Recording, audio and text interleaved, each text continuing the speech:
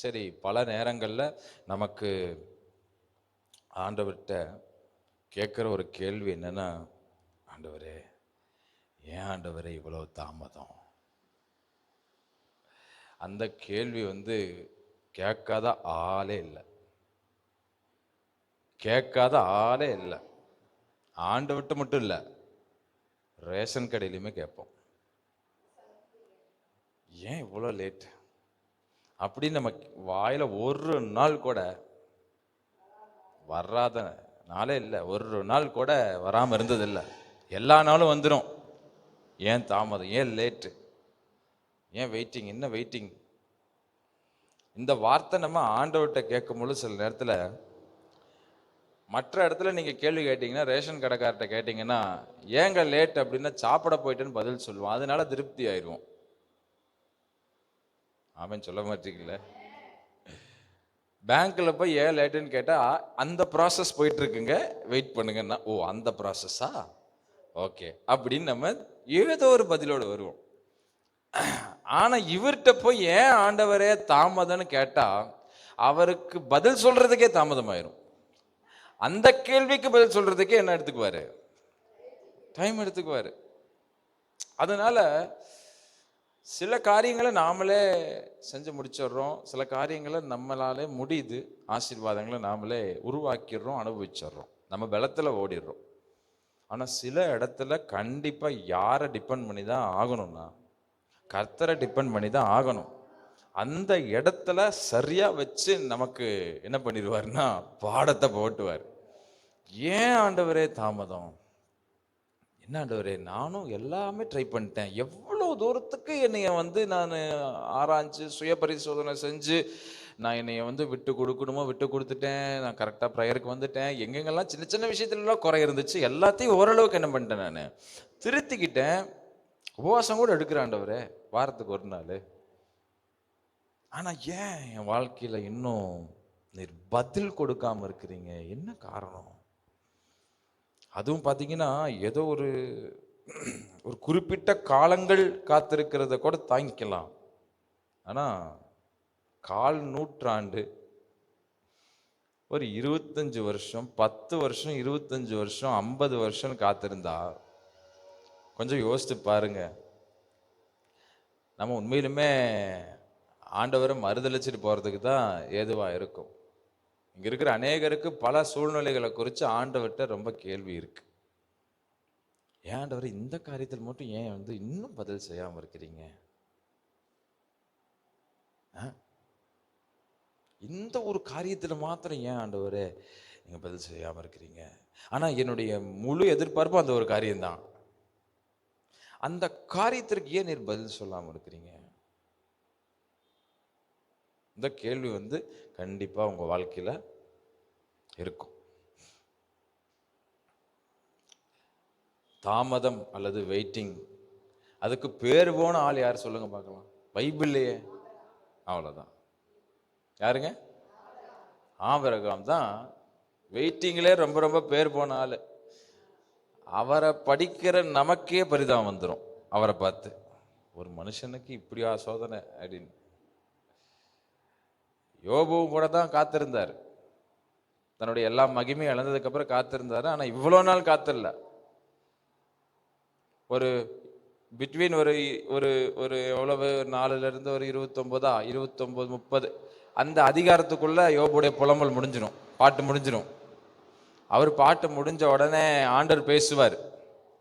ஆண்டவர் பேசுனதுக்கு அப்புறம் யோபு சிநேகிதருக்கா ஜெபம் பண்ணுவாரு, சிநேகிதரெல்லாம் பலியிடுவாங்க, உடனே ஆண்டவர் ஆசீர்வதிச்சிருவார். அவ்வளவுதான் யோபுடைய காத்திருப்பு, அவ்வளவுதான்.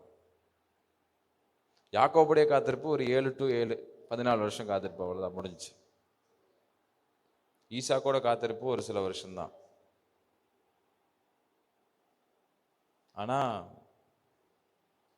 ஒரு மனுஷன் ஒரே ஒரு ஆசீர்வாதத்துக்காக நீண்ட நாள் காத்திருந்தது யாருன்னா ஆபிரகாம்.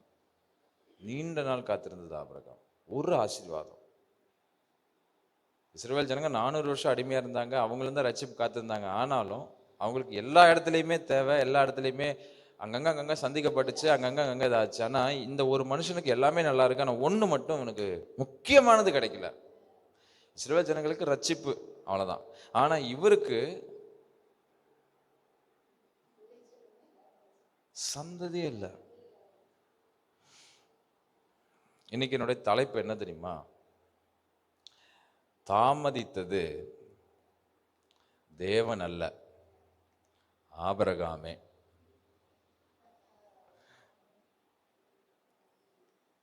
நம்ம நினைக்கிறோம் ஆண்டவர் பதில் சொல்றதுக்கு 25 வருஷம் எடுத்துக்கிட்டாரு. ஆண்டவர் ஈசாக்க கொடுக்கறதுக்கு 25 வருஷம் அவர் எடுத்துக்கிட்டாரு. நான் பைபிள் படிக்கும் போது ஆபிரகாம் யாருன்னு தான் இருக்கு, விசுவாசத்தின். ஆபிரகாமை குறித்து எந்த ஒரு பேட் இமேஜும் நான் படிக்கும் போது தெரியலையே. ஆபிரகாம் விசுவாசத்துக்கு தானே செஞ்சாரு.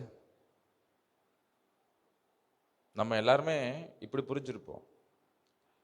என்னன்னா பாருங்க, ஆண்டவர் ஆபிரகாமை அழைச்சு குழந்தை தருவேன்னு சொன்னதுக்கு அப்புறம் 25 வருஷம் கழிச்சு 100 வயசுல குழந்தை கொடுத்தாரு. அதனால உங்களுக்கு சொன்ன உடனே செய்வார்னு மட்டும் நினைச்சுக்காதீங்க. அது 25 வருஷம் ஆகலாம், அதுக்கு மேலேயும் ஆகலாம். அது அவருடைய கணக்கு அப்படின்னு நீங்க ஒரு கணக்கு போட்டு வச்சிருப்பீங்க. இன்னைக்கு அதை உடைக்கிறதா என் வேலை. ஒரு ஆமென் சொல்லுங்க பார்க்கலாம். தாமதித்தது தேவன் அல்ல, தாமதித்தது ஆபிரகாமே.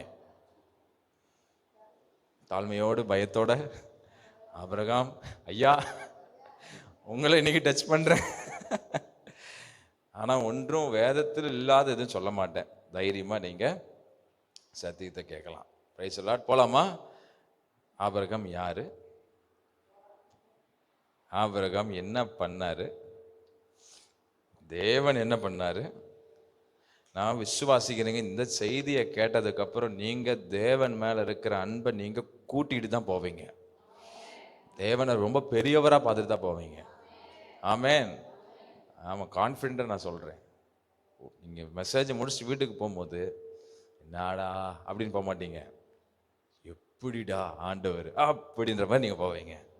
ஹல்லேலூயா. திரும்ப சொல்றேன், தாமதித்தது தேவன் அல்ல, தாமதித்தது ஆபிரகாமே.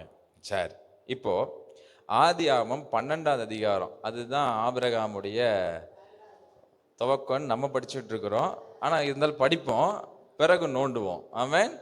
ஆதியாகமம் 12வது அதிகாரம் 1வது வசனத்திலிருந்து 4வது வசனம் வரையும் நம்ம வாசித்த பகுதி தான். திரும்ப நம்ம வாசித்தரலாம்.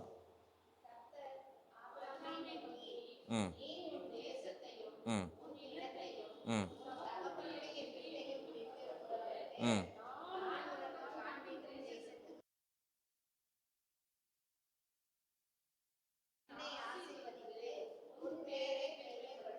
ம் நீ ஆசீர்வாதமா இருப்பாய். ம் ம் ம்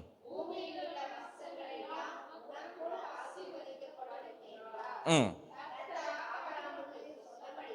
ஆ போதும் போதும் போதும்.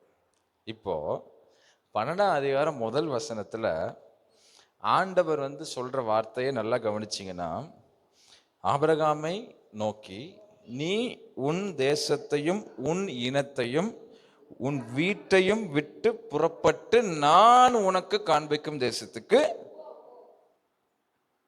இங்க போங்கிறார், விட்டுட்டு போங்கிறார். 4ஆம் வசனத்துல என்ன வருது? கர்த்தர். இப்ப நான் கேட்கிறேன், ஆபிரகாம் கீழ்ப்படிஞ்சாரா கீழ்ப்படியலையா? நம்ம படிச்சது எல்லாமே ஆபிரகாம சந்திச்சு சொன்னாரு, சொன்ன மாதிரியே ஆபிரகாம் போயிட்டார்ல. இங்கதான் எல்லாருமே தப்பு பண்றோம், தப்பு பண்ணிட்டோம். என்னன்னா ஆபிரகாம் கர்த்தர் சொன்ன மாதிரியே போயிட்டாரு. 70 வயசுல 75 வயசு, இந்த அழைக்கும் பொழுது 75 வயசுல போயிட்டார். ஆபிரகாம் கீழ்ப்படிஞ்சார்ல, போனார்ல, போனதுக்காக தான் சொன்ன வாக்கு நிறைவேற்றி இருக்கணும்ல. ஏன் 25 வருஷம் காக்க வச்சார்? அது அப்போ அவர் சொன்னார்னா அவர் கொடுக்கறதுக்கு ஒரு டைம் இருக்கு, அப்பதான் கொடுப்பாரு அப்படின்னு நம்மளே என்ன பண்ணிக்கிட்டோம்னா ஒரு நம்பிக்கையை வளர்த்துக்கிட்டோம். இங்க ஆபிரகாம நம்ம பெருசா பார்த்து பழகிட்டோம். எப்படி? ஆபிரகாமுக்கு சொன்னபடியே ஐயா என்ன பண்ணிட்டாரா? இதில் பல பிரசங்கம் பண்ணிட்டோம், பல பிரசங்கம் கேட்டாச்சு. உன்னை போக சொல்லும் பொழுது போயிரு, ஆபிரகாம் மாதிரி போயிரு அப்படின்னு. ஆனால் நான் இன்னைக்கு சொல்கிறேன், ஆபிரகாம் மாதிரி இந்த பண்டாதிகாரத்தில் இருக்கக்கூடாதுன்னு நான் சொல்கிறேன். ஏன் அப்படின்னா, அவன் சொல்லுங்களேன், எனக்கு ஒரு கேள்வி. சொன்னபடியே புறப்பட்டு போனவனுக்கு எதுக்கு தாமதம்? சொன்னபடியே புறப்பட்டு போனவனுக்கு ஏன் இவ்வளவு தாமதம்? போகாம இருந்திருந்தா தான் என்ன பண்ணியிருக்கணும்? தாமதம் பண்ணியிருக்கணும். ஆண்டவர் சொன்னபடியே புறப்பட்டு போனவனுக்கு ஏன் ஆண்டவராலே இவனுக்கு குழந்தைய கொடுக்க முடியாமல் இருந்தது? கொடுக்க முடியாமல் இருந்ததுனால அவர் வல்லவர் இல்லைங்கிற அர்த்தம் இல்லை. அவரால் எல்லாவற்றையும் செய்ய முடியும். செய்ய முடியறவருக்கு ஏன் ஆபிரகாமுக்கு செய்யல? ஏன் 25 வருடம் காத்திருக்க வச்சார்? கீழ்ப்படிஞ்சா ஆசீர்வாதம் நம்ம கேட்டு பழகி இருக்கிறோம். ஆமாவா இல்லையா? சொல்லுங்க. கீழ்ப்படிஞ்சா ஏன் ஆபிரகாம் கீழ்ப்படிஞ்சிருக்கிறாரா இல்லையா? நம்ம கண்ணுக்கு கீழ்ப்படிஞ்சிருக்கிறாரு, அவ்வளவுதான். இன்னைக்கு அதான் நோன்றேன். ஆமைன்னு சொல்லுங்க பார்க்கலாம்.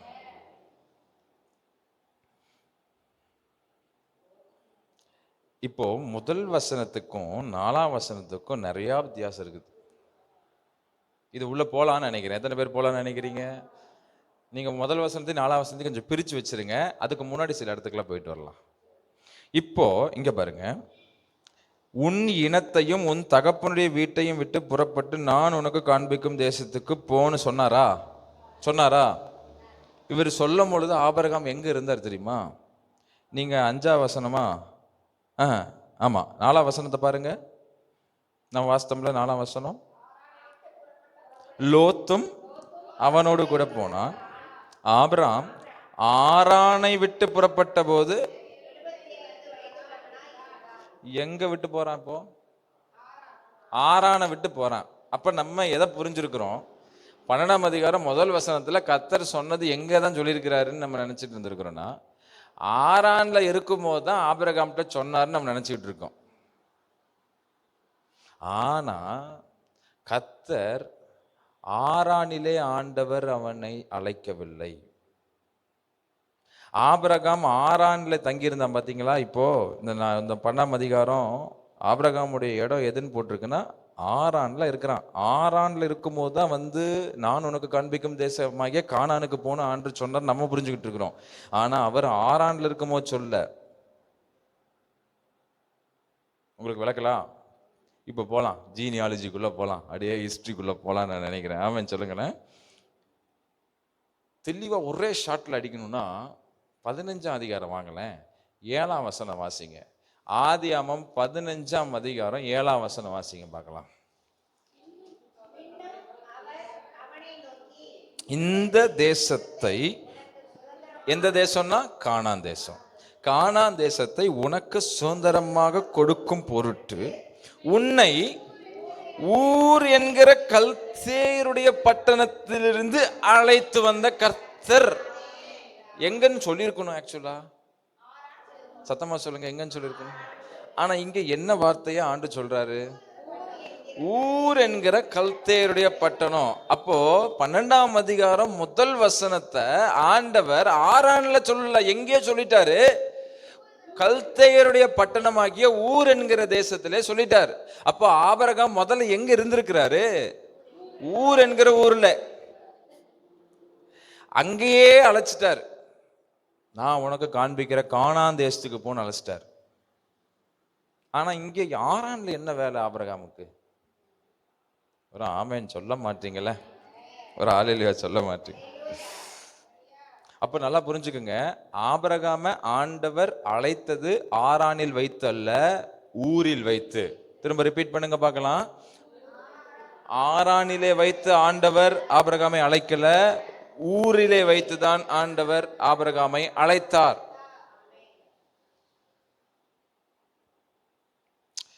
ஸ்தேவான் பத்தி நமக்கு என்ன தெரியும்? ஸ்தேவானை பத்தி நீங்க என்ன அறிஞ்சிருக்கிறீங்க?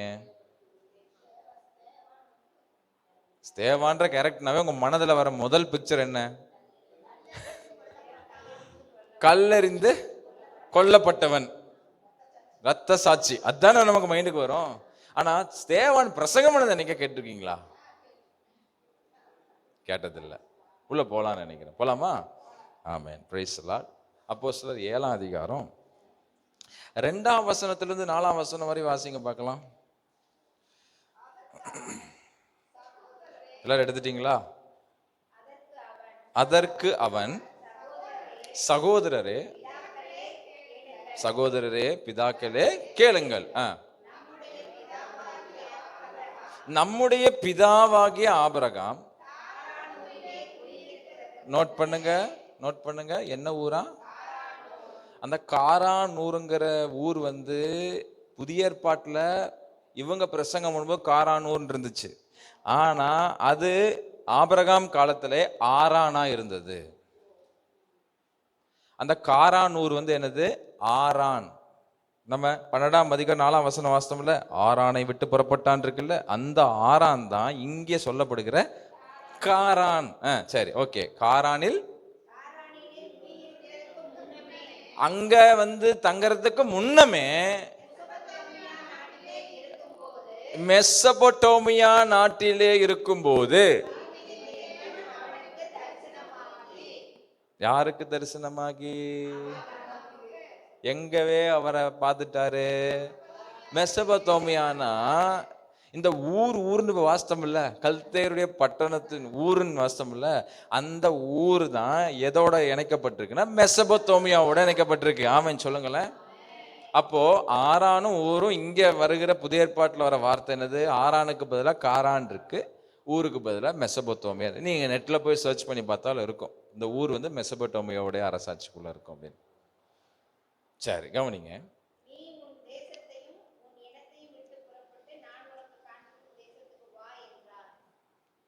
அப்போ 12ஆம் அதிகாரம் முதல் வசனம் எங்கேயே வந்துருச்சுன்னா ஊர்ல இருக்கும் போதே வந்துருச்சு, 12ஆம் அதிகாரத்துல வரல.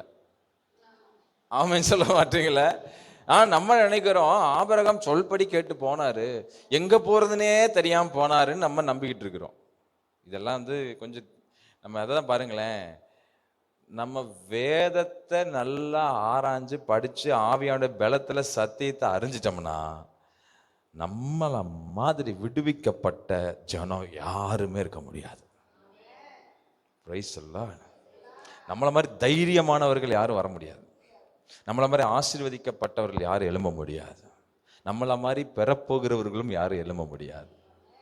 விசுவாசத்தினாலே நம்ம எல்லாவற்றையும் பெற்றுக்கொள்ள முடியும், தைரியமா இருக்க முடியும், சோர்ந்தே போக மாட்டோம். ஆமென் சொல்லுங்களேன். சரி, பாயிண்ட்டுக்குள்ள வருவோம். ஆரானில் இருக்கிறதுக்கு முன்பாகவே ஊர் என்கிற கல்தேயருடைய பட்டணம் மெசபொத்தோமியாவிலே அழைத்து விட்டார். சரி, அந்த ஊர் எங்க என்ன அப்படின்னா, இந்த ஊர் கல்தேயர் அந்த பட்டணம் இந்த காலத்துல ஈராக். சொல்லுங்க என்னங்க? ஈராக்கு தான் ஆபிரகாம் முதல்ல இருந்த ஊர், கல்தேயருடைய பட்டணம். ஈரான் இல்ல, ஈராக். ஈராக்னாவே உங்களுக்கு தெரியும், இந்த சகோதரர்கள் யாருன்னு உங்களுக்கு தெரியும். சரி, அது பின்னாடி வரலாம், சும்மா அதை மட்டும் நாலேஜுக்காக வச்சு. ஆண்டவர் சந்தித்த இடம் ஊர். மெசபொத்தோமியா விட்டுருங்க, ஊர்.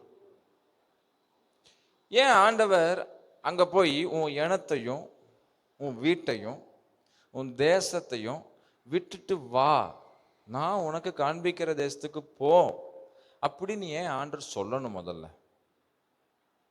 அந்த கேள்வி உங்களுக்கு வருதா இல்லையான்னு தெரியல. எதுக்காக சொல்லணும்? ஆபிரகாம் ஒன்றும் அனாதை கிடையாது. ஆபிரகாமுக்கு பெரிய வம்ச வரலாறு இருக்கு. ஆபிரகாம் பெரிய கூட்டத்தோட தான் இருக்கிறார். ஏன் ஆண்டவர் ஆபிரகாம நீ உன் இனத்தையும் உன் தேசத்தையும் வீட்டையும் விட்டுட்டு நான் உனக்கு காண்பிக்கிற தேசத்துக்கு போ, அங்கே நான் உன்னை ஆசீர்வதிப்பேன் ஏன் சொன்னார்? ஏன் இங்கே ஆசீர்வதிக்காம அங்க ஆசீர்வதிக்கிறேன்னு சொல்றார்? அந்த ஊரு, அந்த குடும்பம், அந்த தேசம், அந்த வீடு, இதை கொஞ்சம் நம்ம கவனிக்கணும். ஏன் ஆண்டவர் பிரிச்சார்? ஏன் பிரிஞ்சு வான்னு சொன்னார்? அப்படின்னா கொஞ்சம் ஜீனியாலஜி போனால் தான் தெரியும் நான் நினைக்கிறேன். ஆபிரகாமுடைய ஜீனியாலஜி போகலாமா? அதாவது வம்சத்துக்கு போகலான்னு நினைக்கிறேன். பைபிளில் இவன் அவனை பெற்றான், அவன் இவனை பெற்றான், சும்மா இருக்குன்னு நினச்சிக்காதீங்க. ஏதோ சும்மா ஒரு இதுக்காக கொடுத்துருக்காங்கன்னு நினச்சிக்காதீங்க. இதில் பெரிய ரெவலேஷன்ஸ் எல்லாம் இருக்கு. ஆமாம் சொல்லுங்களேன். வெளிப்பாடுகள் நிறையா இருக்கு. போகலான்னு நினைக்கிறேன். ஆபிரகாமுடைய ஜீனியாலஜி பார்க்கணுன்னா 11ஆம் அதிகாரத்துக்கு வாங்களேன். 11ஆம் அதிகாரம் நான் சொல்கிற மாதிரி நீங்கள் வாசித்தீங்கன்னா ரொம்ப இன்ட்ரெஸ்டாக இருக்கும். சரிங்களா? Praise lord. எப்பயுமே வசனம் படித்தா மேலிருந்து எப்படி படிப்போம்? கீழே படிப்போம். ஆனால் நம்ம இப்போ அப்படி படிக்க போகிறதில்ல. கீழே இருந்து மேலே போகலாம். எத்தனாவது வசனம் சொன்னேன்? 11ஆவது அதிகாரம் 26வது வசனத்திலிருந்து 10வது வசனம் வரையும் போகலாம். நல்லா கவனிங்க. தூக்கத்தில் எப்படியோ கேட்டுக்காதீங்க. 26வது வசனத்திலிருந்து அப்படியே மேலே மேலே மேலே மேலே போகணும். பைபிளில் எப்படி பார்க்கணும்? இப்போ கீழே இருந்து அப்படி மேலே மேலே மேலே மேலே போகணும். சரி, இப்போ 26ஆம் வசனம் வாசிங்க பார்க்கலாம். ஆபிராம், நாகோர் என்பவர்களே. அப்போ ஆபிரகாமுடைய அப்பா யாருன்னு வருதுங்க? சத்தமா சொல்லுங்க. சரி, அப்போ இங்க ஆபிரகாம பெத்தது தேராகன். இப்போ தேராக யாரு பெத்தான்னு பார்க்கலாமா? அப்படியே 24வது வசனம் வாசிங்க.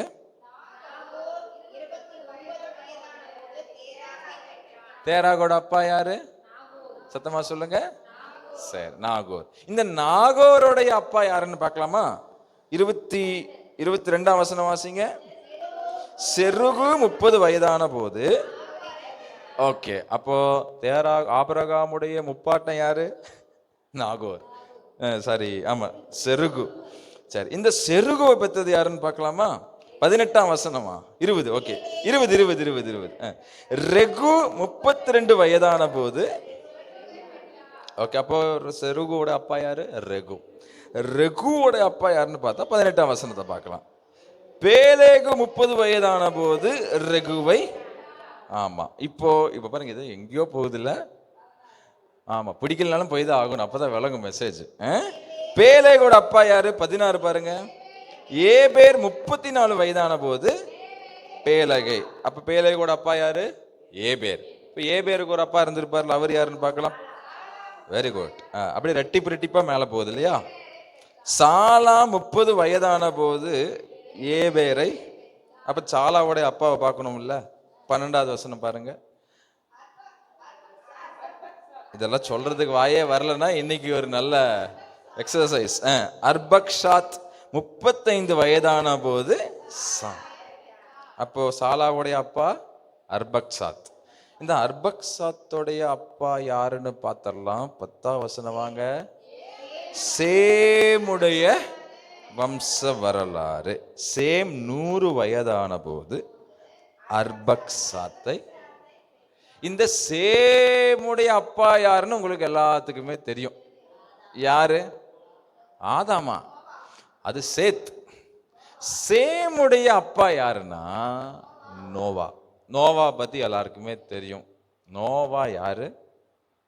நோவாவுடைய டைட்டில் என்ன? யோபுக்கு ஒரு டைட்டில் சொன்னேன்ல, அவன் உத்தமனும் சன்மார்க்கனும் அப்படி இருந்தான் இருக்கா, ஐஸ்வர்யவானுமா இருந்தான். நோவாவை குறித்து என்ன வார்த்தை நம்ம டைட்டில் வாசிக்கிறோம்?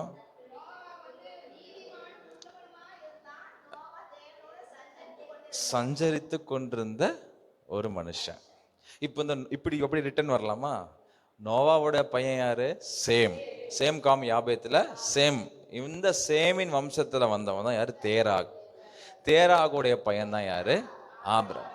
அந்த ஆபிரகாமுடைய பிள்ளைகள் தான் இன்னைக்கு இருக்கிற யூதர்கள். ஆமேன்னு சொல்லுங்க பார்க்கலாம். அப்படி சுத்தி வந்துட்டோமா? புரிஞ்சுக்கிட்டீங்களா? அப்போ ஆபிரகாமுடைய அப்பா யாரு? தேராகு. தேராகுடைய தாத்தா யாரு? முன்னாடி தாத்தா, ஃபர்ஸ்ட் தாத்தா யாரு? நோவா. நோவாவுடைய பையன். சேமின் வம்சம். நோவா கூட இல்லை, சேமின் வம்சம்னு வச்சுக்கோங்க. யாருடைய துவக்கம் அது? நோவாவுடைய துவக்கம். நோவா தான்.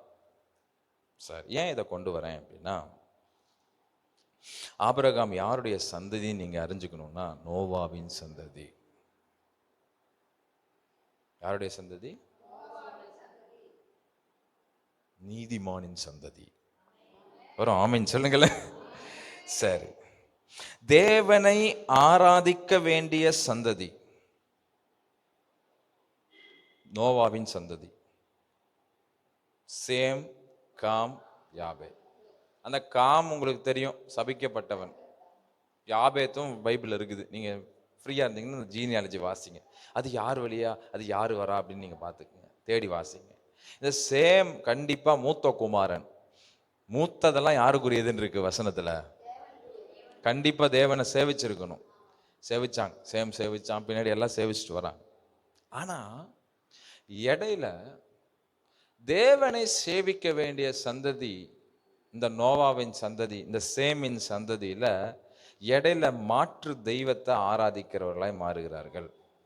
அந்த மாற்று தெய்வத்தை ஆராதிச்சது யாருன்னா, நான் எடுங்க வாசிக்கலாம். அந்த இந்த ஜீனியாலஜி வாசித்தோம்ல, யார் யாரோ அர்பக்சாத்து, சாலா, ஊரா, ரெகு எல்லாம் வாசித்தோம். இதுல யார் விக்கிரகங்களை வணங்கினா, யார் அந்நிய தேவனை வணங்கினா அப்படிங்கிறத நம்ம பார்க்கணும்னா, நீங்க ஆதியாமத்தை என்ன கிடைக்காது. அல்ல சொல்ல மாட்டீங்களா? ஆமா, நீங்க இப்ப தேர்றதை பார்த்தா முதலாளா சொல்லி என்கிட்ட பரிசு வாங்குற மாதிரி தேடுறீங்க. சரி, யோசுவா புஸ்தகத்துக்கு வாங்க. 24ஆம் அதிகாரம் 2ஆம் வசனத்தை வாசிங்க பார்க்கலாம். Price the Lord. யோசுவாவின் புஸ்தகம் 24ஆம் அதிகாரம் 2ஆம் வசனம். அப்பொழுது யோசுவா சகல ஜனங்களையும் நோக்கி,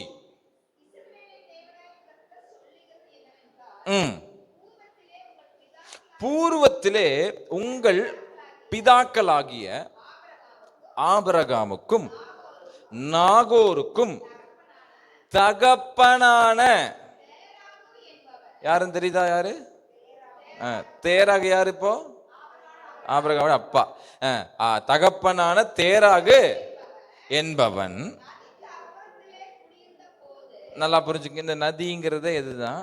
ஊரையும் ஆரானைக்கும் நடுவில் இருக்கிற ஒரு நதி. அப்போ இந்த நதிக்கு அப்புறம் தங்கின இடம் தான் ஆரான். நதிக்கு முன்னாடி இருந்த ஊர் என்னது? ஊர். அந்த ஊர்ல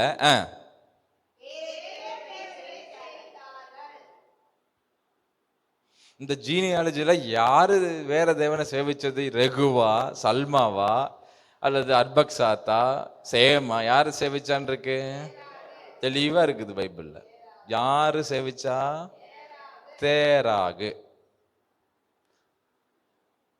ஆண்டவரை ஆராதிக்க வேண்டிய சந்ததி இடையில வேற தேவனை சேவிக்குது.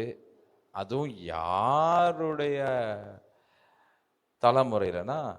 ஆபிரகாமுடைய தலைமுறை, ஆபிரகாமுடைய அப்பா.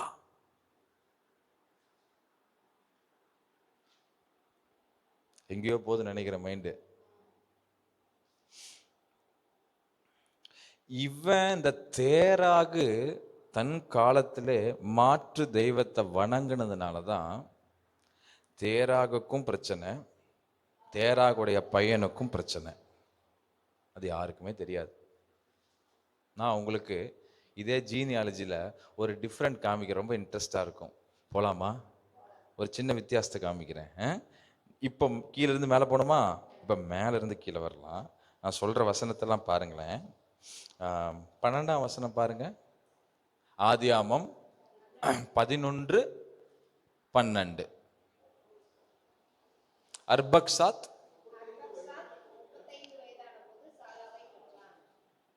அடுத்தது 14 வாசிங்க. 16 வாசிங்க. 18 வாசிங்க. 20 வாசிங்க. 22 வாசிங்க. 24 வாசிங்க.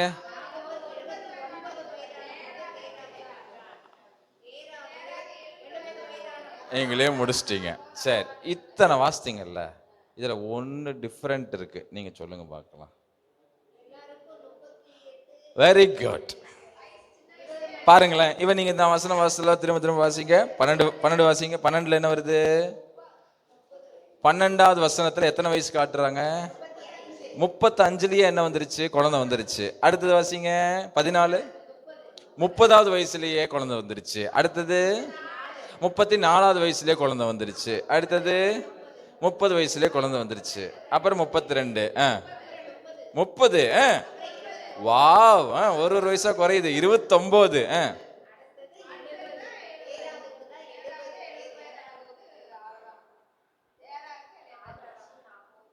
இருங்க, முன்னாடி எல்லாம் அந்த ஏஜ்ல குழந்தை கிடைக்குது, இங்க தேராக மட்டும் எத்தனை வயசுல கிடைக்குது? இப்போ உங்களுக்கு இன்னொரு, நான் இந்த பிரசங்கம் பண்ணதுக்கு அப்புறம் நீங்க பைபிள் பண்டிதராச்சே, வீட்டுல போய் தேடுவீங்க. அப்படி தேடும் போது, பாஸ்டர் நீங்க 10ஆம் வசனத்தை விட்டுட்டீங்களே அப்படின்னு நீங்க கேட்பீங்க. என்ன 10ஆம் வசனம்? அப்படின்னா சேம் எத்தனை வயசு? 100 வயசுக்கும் போது தேராக பரவாயில்ல அப்படின்னு நீங்க யோசிக்கலாம். இந்த அர்பக்சாத் வந்து சேமுக்கு 3வது பையன். 100 வயசா இருக்கும் போது தான் அர்பக்சாத் பிறக்கிறான். ஆனா சேமுக்கு முன்னமே பிறந்துருச்சு. அதை நீங்க முந்தின அதிகாரத்தை பார்த்தீங்கன்னா, அந்த 2-3 அதிகாரத்துக்கு முன்னாடி எல்லாம் வாசித்து வந்தீங்கன்னா, ஜீனல் வாசித்தீங்கன்னா, சேமுக்கு முதல்ல குழந்தை வந்துருச்சு. 100 வயசுல எல்லாம் வரல. 100 வயசுல பிறந்தது யாருன்னா அர்பக்சாத். அப்படிதான், சரிங்களா? அதனால நீங்க தேடுவீங்க, என்னைய மார்க் போட்டுருவீங்கன்றதுனால தான் நான் இப்பவே பதிவு பண்ணிக்கிறேன் ஒரு ஆனர். அல்லேலூயா. அப்போ இங்க இந்த இந்த இந்த ஜீனியாலஜில யாருக்கு தான் ரொம்ப டிலேவா கிடைச்சிருக்கு குழந்தை? தேராகுக்கு. ஏன் தேராகுக்கு இப்படி ஒரு நிலைமை அப்படின்னா, தேராகு தான் ஆராதிக்க வேண்டிய தன்னுடைய பிதாக்களுடைய தேவனை ஆராதிக்காம, தான் வளர்ந்த, தான் இருந்த கல்தேயருடைய தேவனை ஆராதிக்க ஆரம்பித்தான். அந்த கல்தேயர் தான் இன்னைக்கு யாருன்னு வாசித்தோம்? ஈராக். அப்ப ஈராக்குடைய தேவன் யாருன்னு உங்களுக்கு நல்லா தெரியும். ஈராக், ஈரான், எகிப்து, பெலிஸ்தியர்கள் எல்லாமே யாரை ஆராதிக்கிறாங்கன்னு உங்களுக்கு தெரியும். தெரியுமா? அந்த இன்ஃப்ளூயன்ஸ்ல தான் ஆபிரகாம் இப்ராஹிமாய் மாறினார். விளங்குதா விளங்கலையா? எப்படா இவங்க எப்படா வந்தாங்க, அந்த பையங்க எப்படா அப்படிங்கிற மாதிரி, எப்படா இந்த குரூப் எப்படி ஆபிரகாமோடு இணைஞ்சாங்க அப்படின்னா, ஏன் ஆபிரகாமுக்கு ஆகார் கிடைச்சா, ஏன் ஆபிரகாம இந்த குரூப் கொண்டாடுறாங்க அப்படின்னா, ஆபிரகாமுடைய அப்பா இருந்த ஊர் எதுனா கல்தேயருடைய பட்டணம். அந்த பட்டணத்துல இருந்து அந்த பட்டணத்துல அந்த தேவனை ஆராதிச்சதுனால, இப்ப ஆகார ஆபிரகாம் கல்யாணம் பண்ணதுனால ஆகாருக்கும் ஆபிரகாமுக்கும் பிறந்த இஸ்மவேல் தான் இப்ப இருக்கிற பெலிஸ்தியர்கள். இஸ்மாயில் அவங்க சொந்தம் கொண்டாடுறாங்க. அவர் வந்து எங்க தகப்பன் இப்ராஹிம். இப்ராஹிம் தான் நம்ம என்னவா சொல்லிட்டு இருக்கிறோம்? ஆக்சுவலா ஒரிஜினல் ஆபிரகாம் தான் இப்ராஹிமா மாற்றப்பட்டார். ராமன் சொல்ல மாட்டீங்களா? இன்ட்ரெஸ்டா போதா? எங்க பாஸ்டர் பாஸ்டிங் பிரேயர்ல இப்படியா வல்லவர் நல்லவர்னு எதாவது பேசிட்டீங்கன்னா நான் அதான் கடைசியா முடிப்பேன். ஆமேன். வரலாறு தெரிஞ்சுக்கிட்டு நீங்க மெசேஜ் கேட்டீங்கன்னா உங்களுக்குள்ள ஒரு பெரிய ஸ்ட்ரென்த் அப்படியே பதிஞ்சிரும். ஆமேன் சொல்ல மாட்டீங்களா? சரி, ஓகே. 26வது வசனத்துல தேராகுக்கு பிள்ளைகள் 70 வயதில் வருகிறது. எத்தனை வயதுல? 70 வயது தான் தேராகுடைய சாபத்தினுடைய. ஆனா அதே 70 வயதுல ஆபிரகாமை தேவன் சாபத்தை முறிக்க வருகிறார். ஒரு ஆமென் சொல்ல மாட்டீங்களா? எந்த வயதுல சாபம் துவங்குச்சோ தேராகுக்கு, அதே 70வது வயதுல அந்த சாபத்துக்குள்ள இருக்கிற ஆபிரகாமுடைய சாபத்தை முடிப்பதற்கு இயேசு தேவன் வந்தார். எத்தனை பேர் தேவன் ரொம்ப நல்லவன்றீங்க? பைபிள்ல படிக்கிற கேரக்டர்லாம் எல்லாம் வந்து நம்மளோட பயங்கரமான ஆட்கள் தான். நம்ம அவங்கள பார்த்துட்டு இவனை மாதிரி மாறணும், அவனை மாதிரி மாறணும். தேவன் சொல்ற மாதிரி நம்ம மாறணும். ஆமாம் சொல்ல மாட்டேங்க. எடுத்துக்கலாம், ஆபிரகாம் விசுவாசம் தகப்பன் அந்த நிலைமையில் நின்றாரு. எத்தனையோ வேதத்தில் இருக்கிற எல்லாருமே அவங்கள மாதிரி நம்ம வழி நடத்தப்படணும் இல்லைன்னு சொல்ல, அவங்கள மாதிரி ஒரு சாட்சியா இருக்கணும். ஆனா கர்த்தர் என்னைய என்ன பண்ண சொல்றாரோ நான் அதுல நடக்கிறது தான் என்னுடைய ஆசீர்வாதம். Price the Lord. அவனுக்கு குழந்தை வராதுங்கிறது, ஆபிரகாமுக்கு குழந்தை வராதுங்கிறது தேராவுக்கும் தெரியாது, ஆபிரகாமுக்கும் தெரியாது. ஆனால் தேவனுக்கு தெரியும். ஏன் அப்படின்னா, மாற்று தெய்வத்தை வணங்கினதுனால வந்த சாபம். ஆபிரகாமும் சாராலும் வெயிட் பண்ணிட்டே இருக்கிறாங்க. சிலர்லாம் அந்த சிம்பத்தியை யோசிப்பாங்க பார்த்தீங்களா, எங்கள் அப்பா அம்மாவுக்கு நான் 4 வயசில் தான் பிறந்தேன், அப்படின்னா எனக்கு கல்யாணம் ஆகி 4 வருஷம் கழித்து குழந்தை கிடைக்கும், 8 வருஷம் கழித்து கிடைக்கும், நம்புறாங்க பார்த்தீங்களா? நான் ஒன்று சொல்லட்டுமா? பிதாக்களுடைய அக்கிரமத்தை 3ஆம் 4ஆம் தலைமுறை சாபம் இவ்வளோ ஈஸியாக விடாது. 70 வயசு, எங்கள் அப்பாவுக்கு 70 வயசுல தான் நான் பிறந்தேன், ஆபிரகாம் அப்படி நினச்சி கனவு கண்டுட்டு இருக்கலாம். 70 வயசுல தான் எங்கள் அப்பாவுக்கு தேராவுக்கு நான் பிறந்தேன். இப்போ எனக்கு சாராளுக்கு கல்யாணம் ஆகி, எங்கள் கல்யாணம் ஆகி எனக்கு வயசு என்ன ஆயிடுச்சு, இப்போ 70 வயசு ஆயிடுச்சு. ஓகே, அப்போ இப்போ எனக்கு குழந்தை வரும் நினச்சிக்கிட்டு இருக்கிறாரு. ஆனால் வராதுன்னு யாருக்கு தெரியும்? குழந்தை வராதுன்னு தெரிஞ்சதுனால தான் கர்த்தர் ஆபிரகாம்கிட்ட வராரு. சில நேரங்களில் கர்த்தர் நம்மளை விசிட் பண்ணுறாருன்னா, சில நேரங்களில் கர்த்தர் நமக்கு வார்த்தையை கொடுக்குறாருன்னா, அந்த வார்த்தை நமக்கான ஆசீர்வாதமான வார்த்தையாக இருக்குன்னா ஒன்றும் புரிஞ்சுக்கணும், அது எனக்கு வராதுன்னு ஆண்டவருக்கு தெரியும். அதை கொடுக்கறக்காக தான் இன்னைக்கு என்கிட்ட பேசுகிறாரு. நான் நம்பிக்கிட்டு இருக்கலாம் எனக்கு இது வரும், எனக்கு இது கிடைச்சிரும் நான் நம்பிட்டு இருக்கலாம். ஆண்டவர் வந்து என்கிட்ட பேசுகிறாருன்னா நம்ம நினச்சிக்கிட்டு இருக்கலாம், ஓ எனக்கு வரதை சீக்கிரமாக கொடுத்துருவாரு போல. என்கிட்ட பேசுறதுக்கு காரணம், என்கிட்ட வந்து என்னை உற்சாகப்படுத்துறதுக்கு காரணம், என்னை பலப்படுத்துறதுக்கு காரணம், எனக்கு வராதுன்னு அவருக்கு நல்லா தெரியும். எனக்கு ஆசீர்வாதம் வராதுன்னு அவருக்கு நல்லா தெரியும். அதனால தான் அவர் இறங்கி வந்து என்கிட்ட பேசுகிறார்.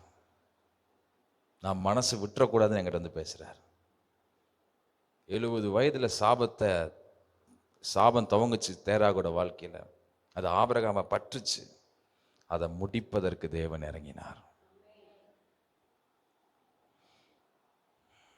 எப்படி ஆண்டருக்கு தெரியும் நீங்க நினைக்கிறீங்களா? அதுல ஒரு சாபம், அந்த விக்கிரகத்தை தேராவுக்கு மீனிங் என்ன தெரியுமா? பிப்ளிக்கல் நேமிங் மீனிங் என்ன தெரியுமா? பிப்ளிக்கல் நேம் மீனிங் என்ன தெரியுமா? தேராவுக்கு டிலே, தாமதம். அது தமிழ் அழகா வரும். என்னன்னா, தாமதம், அலைந்து திரிவது, காத்திருப்பது. தேராகுடைய பேரோட அர்த்தம் என்னன்னா, காத்திருப்பது, அலைந்து திரிவது, தாமதம், லேட், எல்லாமே லேட். அவன் பேர்ல ஒரு ஆசீர்வாதம், என்னது? லேட். தாவீது சொல்றாரு, என் தாயினை துக்கத்தோடு, யாபேஸ் சொல்றாருல, என்ன சொல்றாரு?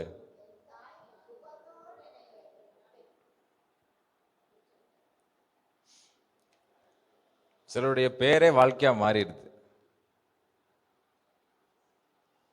ஆமாவா இல்லைங்களா?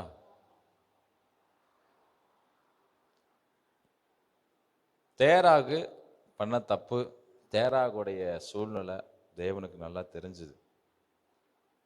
இந்த தாமதமா இருக்கிற இவன் சந்ததியில் பிறந்த ஆபிரகாமா இருக்கட்டும், ஆபிரகாமுக்கு வர யாரா இருக்கட்டும், இதுக்கப்புறம் எல்லாமே தாமதமாக தான் இருக்கும்.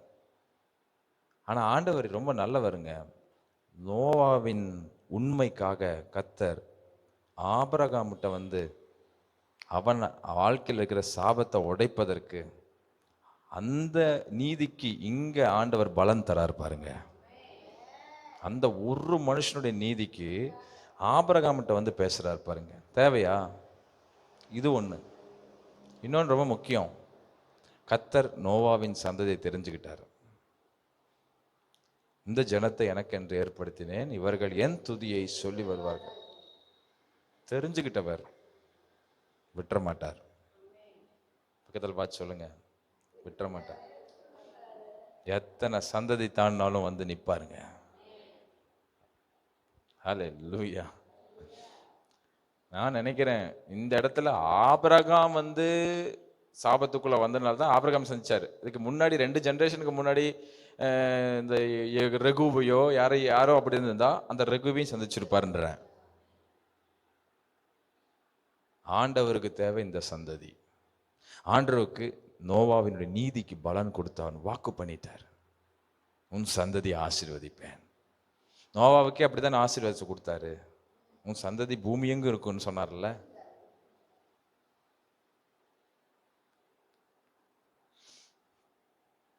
தேராவுக்கு என்ன மீனிங் சொன்ன? டிலேக்கு பிறந்தது என்னவா இருக்கும்? தாமதத்துக்கு பிறந்தது டீச்சருக்கு பிறந்தா அந்த மாதிரி. தாய் போல நூலை போல அந்த மாதிரி. ஆரான்ற ஊரு, அதுக்கு என்ன தெரியுமா அர்த்தம்? ஆரான், ஆரான் வறட்சின்னு அர்த்தம், வெறுமைன்னு அர்த்தம்.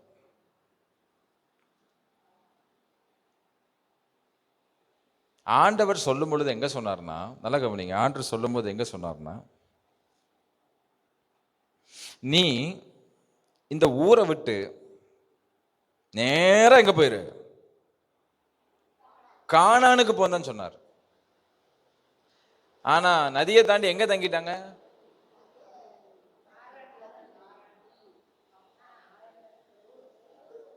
ஊரை விட்டு நேரா எங்க வரணும்? கானானுக்கு போகணும். ஆனா எங்க தங்கிட்டாங்க? அதான் பிரச்சனை. 5 வருஷம் வேஸ்ட் ஆயிடுச்சு. 70 வயசுல சந்திக்கிறாரு. இங்க ஆரான்ல இருக்கும் போது எத்தனை வயசு? 75. எத்தனை வருஷம் வேஸ்ட் ஆயிடுச்சு? இதுக்கு யார் காரணம்? தேவனா? இந்த டிலேக்கு தேவன் காரணமா? வருஷத்தை கூட்டினது தேவன் அல்ல, ஆபிரகாம். கர்த்தர் சொன்னார், நேரம் எங்க போயிருப்பா, போயிருந்தார். ஒரே மூச்சோட போயிருந்தார்னா வித்தின் 2 இயர்ஸ், வித்தின் 3 இயர்ஸ்ல எவ்ரிதிங் ஃபுல்ஃபில்ட் ஆயிருக்கும். ஆண்டவருக்கு கெட்ட பேர் இருக்காது. ஆபிரகாம் கதையை படிக்கும் போது உங்க ஆண்டவர் என்ன 100 வயசுல குழந்தை கொடுத்துக்கிறாரு. ஆபிரகாமுக்கும் கெட்ட பேர், ஆண்டவருக்கும் கெட்ட பேர். 5 வருஷம் எங்கே தங்கிட்டாப்ல? ஆறான்னா என்னது சொன்ன? வறட்சி, வெறுமை, பேரன். அந்த ஆறான்ல இருக்கும்போது குழந்தை வருமா? ஆனா அந்த ஆறான்ல தான் இவங்களுக்கு என்ன கிடைச்சிருக்குது? சாப்பாடு, எல்லா வசதியும் கிடைச்சிருக்கு. இந்த ஆறான் கம்ஃபர்டபுள். சில நேரங்களில் கர்த்தர் நம்மளை சொல்ற இடத்துக்கு போகிறதுக்கு முன்னாடி வேற எது செழிப்பா தெரிஞ்சாலும், வேற எது நமக்கு சௌகரியமா இருந்தாலும் அங்கே வறட்சி தான் இருக்கும். கர்த்தர் சொன்னதை பெறணும்னா அவர் சொன்ன இடத்துக்கு நம்ம போயிடணும். அதுக்கு முன்னாடி இங்கேயும் கொஞ்சம் இருக்குதே, இங்கேயும் கொஞ்சம் செழிப்பா தெரியுதே, அதே மாதிரி தானே இங்கே இருக்குது, உட்காந்துடக்கூடாது. அவருடைய ஸ்பிரிச்சுவல் மீனிங் நமக்கு தெரியாது, யாருக்கு தெரியும்? ஒரு ஆமீன் சொல்லுங்க பார்க்கலாம்.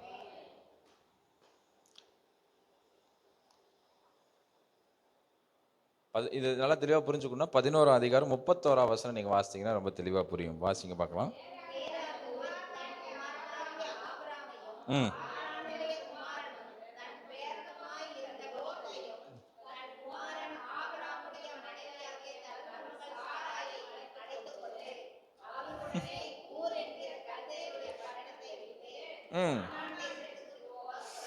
சரி, ஒரு நிமிஷம் இருங்க. ஊர்லயே ஆண்டவர் அழைச்சிட்டாரா இல்லையா ஆபிரகாம? அவங்க அப்பா இருக்கும் போதே அழைச்சிட்டாரா இல்லையா? ஆபிரகாம் என்ன பண்ணிருக்கணும்? இளையகுமாரனாட்ட என்ன பண்ணிருக்கணும்? முதல்ல நான் கிளம்புறேன், சொத்தை பிரிச்சு கூட என்ன பண்ணிருக்கணும்? கிளம்பிருக்கணும். இந்த இடத்துல ஆபிரகாமே வெளியே வரணும்னு நினைச்சாலும் இந்த தேராக என்ன பண்ணிருக்கிறான் பாருங்க. அப்பன் ஆண்டவர் என்ன சொன்னாரு? உங்க அப்பா, உன் தகப்பனையும் உன் வீட்டையும் உன் தேசத்தையும் விட்டுட்டு வான்ட்டார், உன் இனத்தை விட்டுட்டு வான்ட்டார். அப்படின்னா எல்லாத்தையும் விட்டுட்டு வாங்குறாரு. நீயும் மனைவி மட்டும் வாங்குறாரு. ஆனா 31ஆம் வசனத்துல இப்ப வாசிங்க. தேராகு தன் குமாரனாகிய ஆபிராமையும் ஆரானுடைய குமாரனும் தன் பேரனுமாயிருந்த லோத்தையும் தன் குமாரன் ஆபிராமுடைய மனைவியாக தன் மருமகள் சாராயும் அழைத்து கொண்டு அவர்களுடனே விட்டு கானான் தேசத்துக்கு போக. யாரத்தான் கானான் தேசத்துக்கு போக சொன்னாரு? ஆபிரகாம் மட்டும்தானே போக சொன்னாரு. இங்க எதுக்கு தேராக உள்ள நுழையிறாரு? யாருடைய இனிஷியேட்டிவ் இது? தேராக எப்பா நானும் வரப்பா, இப்படித்தான் வருவாங்க நம்ம கூட. கர்த்தர் நமக்கு காட்டுற இடத்துக்கு போகும் பொழுது கண்டிப்பா விட வேண்டியதை விட்டா மட்டும்தான் வர வேண்டியது வரும். சிலர்லாம் நானும் வரேன், நான் சும்மா ஒரு கம்பெனிக்கு வரேன் அப்படின்னு வந்து உட்காருவாங்க. அது யாரா இருக்கட்டும், அப்பாவா அம்மாவா இருக்கட்டும், யாரா வேணா இருக்கட்டும். நம்ம விட்டோம்னா 5 வருஷம் ஆகும், 10 வருஷம் ஆகும், 25 வருஷம் ஆகும். இந்த தேராகு பாருங்களேன், சாபம் பிடிச்ச பையன், அவன் சாபம் இல்லாம இவனையும் வாழ விடாம ஆபிரகாமையும் வாழ விடாம நானும் வரேன்ட்டு எல்லாத்தையும், அதுவும் லோத்த ஆபிரகாம் கூட்டர்ல யாரே கூட்டு வந்துட்டா. இந்த தேராகுடைய வார்த்தை அதிகமா ஆபிரகாம் கேட்டாப்ல. கர்த்தர் சொன்னதை விட யார் சொன்னதை கேட்டாப்ல? அப்பனுக்கு தப்பாத இல்ல, கண்ணு உங்க அண்ணன் பையன், உங்க தம்பி பையன் விட்டுறாதப்பா, அவனுக்கு மகன் மாதிரிப்பா, உனக்கு 70 வயசு ஆயிடுச்சு, உனக்கு குழந்தை இல்லை, அவன் தான் உனக்கு மகன். அவங்க அப்பா வேற செத்துட்டான். அந்த பையனை பெத்தோடனே கொஞ்ச நாள்ல செத்துட்டான். யாரு? லோத்தோட அவங்க அப்பா முன்னமே செத்துட்டாரு.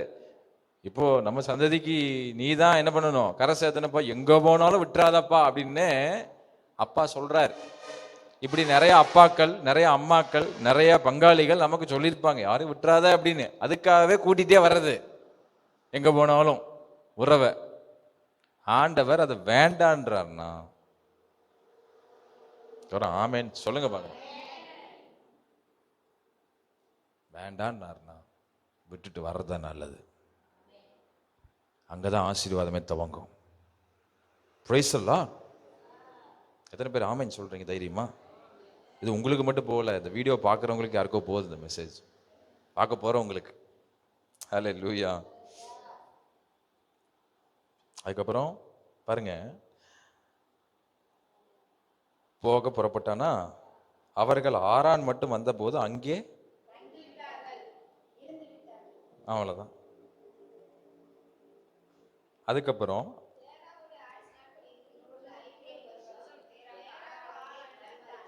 பையபுள்ள அவன் சாகர வரையும் உள்ளே வச்சுட்டு இருந்திருக்கிறான். ஆபிரகாமையும் மருமகனையும் மகனையும் சாகர வரையும் உன்னை விடமாட்டேன். சிலர் நம்மளை விட்டு போற வரையும் நம்மளை விடமாட்டாங்க, புரிஞ்சுட்டா சரி. சிலர் பூமியை விட்டு போற வரையும் நம்மளை விட மாட்டாங்க. எனக்கு நீ தான் வேணும், ஐயோ நீ இல்லாம இருக்க முடியாது அப்படின்னு. ஆனா இங்க தேவன் முன்னமே சொல்லிட்டாரு. எங்க ஆரான்ல சொல்லியிருந்தா கூட பரவாயில்ல, எங்கேயே சொல்லிட்டாருன்னா ஊர்லயே சொல்லிட்டாரு ஆண்டவர், நீ உன் இனத்தையும் தேசத்தையும் வீட்டையும் விட்டு என்ன பண்ணிரு. ஆபிரகாம் பண்ண தப்பு, அப்பாவை கூட்டிட்டு வந்தது முதல். சரி, அப்பா போனதுக்கு அப்புறம் லோத்துவை அங்கேயே செட்டில் பண்ணிட்டு கிளம்பிருக்கலாம்ல. கையோட யாரையும் கூட்டு வந்தா? 75 வயசுல 5 வருஷம் ஏற்கனவே டிலே. இப்பவாது உணர்ந்து, ஐயோயோ மறுபடியும் எங்க என்ன சொன்னார் ஆண்டவர், நம்மளை மட்டும்தான் போக சொன்னாரு, யாரையும் கூட்டு போக சொல்லல. சரி, ஏற்கனவே 5 வருஷம் வேஸ்டா போச்சு அப்பாவை கூட்டு வந்து. இப்ப நம்ம கூட லோத்துவையும் கூட்டு போனோம்னா இன்னும் எத்தனை வருஷம் ஆகுமோ தெரியலன்னு உணர்ந்து லோத்து விட்டுட்டு வந்திருந்தானா,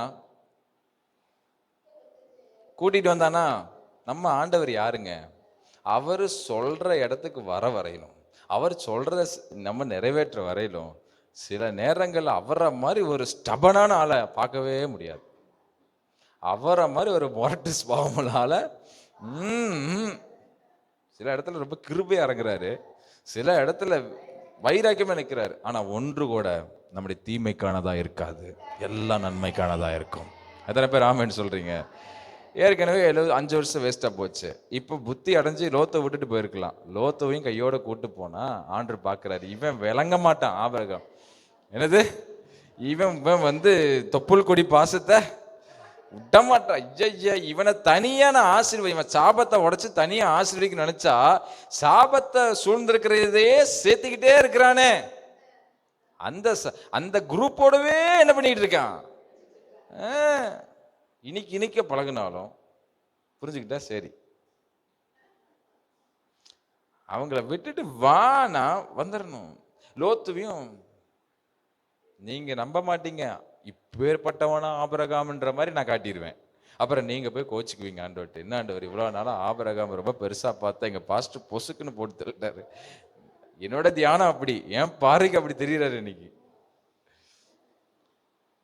அப்பாவையே பிடிச்ச சுத்தினாலு இப்போ தம்பி பையனை பிடிச்சிக்கிட்டாப்புல. கடைசி வரை சாரால மட்டும் பிடிக்கல. அல்ல சொல்ல மாட்டேன்.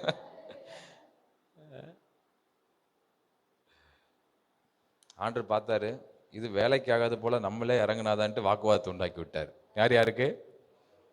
லோத்தோடைய. அதுவும் பாருங்க, லோத்துவுக்கும் ஆபிரகாமுக்கும் வாக்குவாதம் உண்டாக்கி இருந்தா ஆபிரகாம் மனசு விட்டுருப்பான், நகர்ந்திருக்க மாட்டான். ஆண்டவர் எவ்வளவு விவரமா மெய்ப்பொருளுக்குள்ள வாக்குவாதம் விட்டோடனே, சரி தம்பி வளர்ந்துட்டான், அவனுக்கும் நிறைய இருக்குது, சரி தம்பி நீ என்ன பண்ணு, தனியா உனக்கு நீ வளர்ந்துட்ட நீ போ அப்படின்னு சமாதானத்தோட அனுப்பிவிட்டான். சமாதானத்தோட அனுப்பினதுனால தான் தைரியமா நடந்து போக முடிஞ்சது. ஒரு வேளை சமாதானம் இல்லாம பிரிஞ்சிருந்தான்னு வச்சுக்கோங்களேன், என்ன இருக்கும்? அந்த நாள் ஞாபகம், ஐயோ நான் திட்டி போட்டு வந்துட்டேனே, ஐயோ என் தம்பி விட்டுட்டேனே, எங்க அப்பா சொன்னாரு விடாதான்னு சொன்னாரு, நான் விட்டுட்டு வந்துட்டேனே அப்படின்னு கதறி கானான்ல இருக்கிறவன் கண்டிப்பா எங்க வந்திருப்பான்? மறுபடியும் லோத்துக்கிட்ட வந்திருப்பான். விவரமா யாருக்குள்ள டிஷம் உண்டாக்கி விட்டாரு. சிலரை நம்மளை விட்டு பிரிக்கணும்னா டைரக்டால வேலை பார்க்க மாட்டாரு, உள்ளுக்குள்ள யாரையோ ஒருத்தர் டிஷம் பண்ணிட்டு அழகா பிரிக்க வேண்டியவர் பிரிச்சிருவாரு. ஒரு ஆமேன்னு சொல்ல மாட்டீங்க. இதெல்லாம் நீங்க எக்ஸ்பீரியன்ஸ் பண்ணிருக்கீங்களான்னு தெரியல. பண்ணதெல்லாம் இன்னைக்கு ஆக்டிவேட் ஆகுது எல்லாம். ஆமென். யாரை வச்சு உங்களை பிரிக்கணுமோ அழகா வச்சு பிரிச்சிருவாரு. ஆனா ஒன்று, பிரிப்பது எதற்கு தெரியுமா? சாபத்திலிருந்து விடுதலை ஆவதற்கு, நாம் கர்த்தரை சேவிப்பதற்கு, நம் கர்த்தரை ஆராதிப்பதற்கு, அவருடைய திட்டத்திற்கு பங்காளியாய் மாறுவதற்கு. இந்த சாபம் விட்டா 3-4 தலைமுறை தாக்கிரும் தான் ஆண்டவர் நேரம் முதல் தலைமுறை ஆபிரகாம்கிட்ட வந்துட்டார். ஒரு ஆமென் சொல்லுங்க பார்க்கலாம். முதல் தலைமுறை ஆபிரகாம்கிட்ட வந்துட்டார். எத்தனை பேர் விசுவாசிக்கிறீங்க? நான் என்னை மட்டும் தெரிந்து கொள்ளாமல் இருந்திருந்தாருன்னா இன்னைக்கு என் பசங்க பிள்ளைகள்லாம் பாதிக்கப்பட்டிருப்பாங்க. என்னை ஆண்டவர் மறக்காம தெரிஞ்சுக்கிட்டதுக்காக ஸ்தோத்திரம் எத்தனை பேர் சொல்ல முடியும்? ஆமென், ஹல்லேலூயா. இப்படி லோத்தை விட்டுட்டு வந்தான், ஆரானை விட்டுட்டு கிளம்புனாங்க. நேரம் எங்க போய் பூந்துட்டார் தெரியுமா? நேரா போறார். நீங்க வாசித்தீங்கன்னா தெரியும். சரி, அதை வாசித்தரலாம். ஏன்னா இவ்வளோ நேரம் உங்களுக்கு ரெஃபரன்ஸ் கொடுத்துட்டேன். இப்போ நான் கதையாக சொன்னால் உங்களுக்கு விளங்காது. 4ஆம் வசனம் வாசித்தீங்களா? லோத்துவும் அவனோடு கூட போனான். ஆபிரகாம் ஆரானை விட்டு புறப்பட்ட போது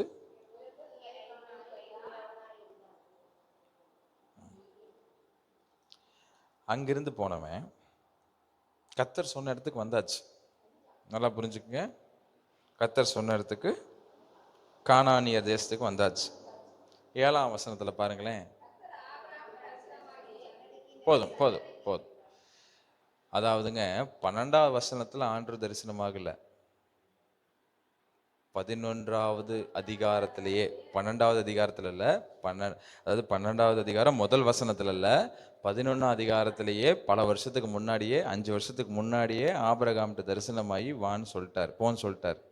அதுக்கப்புறம் இத்தனை வருஷமா ஆண்டவர் அவனை சந்திக்கவே இல்லை. எப்போ தெரியுமா சந்திச்சாரு? திரும்ப கர்த்தர் சொன்ன இடத்துக்கு வந்த பொழுதுதான் ஆபிரகாமுக்கு தரிசனமானார். ஒரு ஆமென் சொல்லுங்க பாருங்க. இந்த கேள்வி இந்த இடத்துல ஒரு பாஸ் பண்ணிருங்க, பைபிளை பார்க்காதீங்க, என்ன பாருங்க. முதல்ல கர்த்தர் நமக்கு சொல்லுவார், காட்டுவார், நம்ம கூட இருந்திருப்பாரு, நம்மளை வழி நடத்திருப்பார். நம்ம அதை நோக்கி போயிட்டு இருப்போம். திடீர்னு இடையில ஆண்டவருடைய பிரசன்ஸே இல்லாத மாதிரி இருக்கலாம், அவருடைய சத்தமே கேட்காத மாதிரி இருக்கலாம், பதிலே சொல்லாத மாதிரி இருக்கலாம். நம்ம நினைச்சிட்டு இருக்கிறோம் அவர் காக்க வைக்கிறார். இல்லை, நான் அவர் சொன்ன இடத்துல நிக்கிறேனா, அதையே நாம கொஞ்சம் கவனிக்க வேண்டிய இடத்திற்குள்ள நம்ம வரணும். நாம அவர் சொன்ன இடத்துல நின்னோம்னா தரிசனமாவார், பேசுவார், மறுமொழி கொடுப்பார். இந்த 5 வருஷம் ஆபிரகாம்கிட்ட பேசவே இல்லையே. ஆறாண்டுல இருக்கும்போது பேசினாரா? சொல்லுங்க.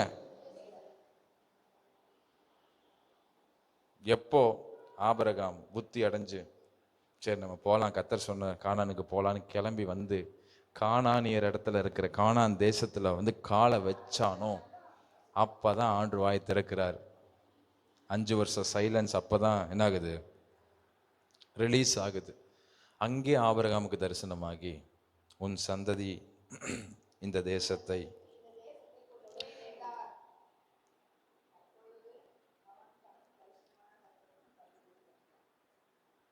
ரிப்ளைவே எத்தனை வருஷம் கழிச்சு வருது? அதுக்கு காரணம் ஆபிரகாம் தான், தேவன் அல்ல. ஏன்னா கர்த்தர் சொன்ன இடத்துக்கு வரத்துக்கு தாமதம் பண்ணா. நீங்க தான் தாமதம் பண்றீங்க, நான் தான் தாமதம் பண்றேன். கர்த்தர் தாமதிக்கிறவர் அல்ல. கர்த்தர் எதைய விட சொன்னாரோ, எங்க வந்து நிக்க சொன்னாரோ, எதை நம்ம பிடிக்கும்னு சொன்னாரோ, அதை பிடிக்காத அளவுக்கு நம்ம அங்கங்க நுழைஞ்சிடறோம் பார்த்தீங்களா? அதனால தான் பதில்ல தாமதம். இல்லை என்றால் கர்த்தர் சொன்னதை நம்ம செய்யறோம், கர்த்தர் சொன்ன இடத்துல நிக்கிறோம்னா நிச்சயமா அவர் நமக்கு தரிசனமாக இருக்கவே மாட்டார்.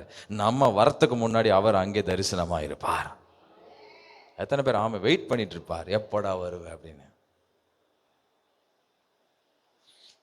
தரிசனமானாரு, சொன்னார். ஆபிரகாமுடைய புத்தி பாருங்க.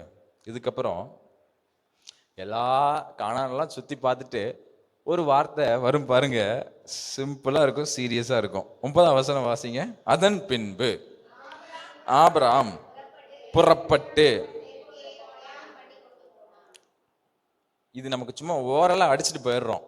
அங்க போனார், இங்க போனார், பெத்தேலுக்கு போனார், கிழக்கே போனார், மேற்கே போனார். ஆனா தெற்கே போனாருங்கிறது கொஞ்சம் நிறுத்தணும். நீங்க பைபிள்ல நீங்க ஆராய்ச்சி பண்ணும் போது தான் தெரியும். இதைய தெற்கேங்கிறது நெகேவுங்கிற ஒரு ஊரு, அது தேவனுடைய திட்டத்தில் இல்லாத ஊரு.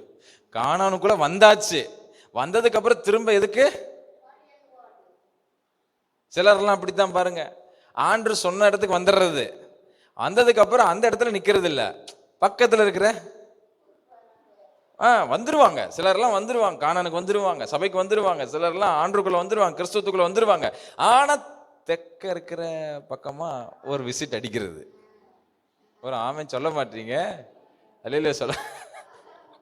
வந்துடுறதெல்லாம் வந்துடுறது, ஆனாலும் அந்த ஒரு ஒரு பகுதியை வந்து பார்க்காம இருக்கிறது இல்லையே. சிலருக்கு ஆபிரகாமுக்கு தெற்க, சிலருக்கு கிழக்க, சிலருக்கு மேற்க. ஆமென் சொல்ல மாட்டீங்களா?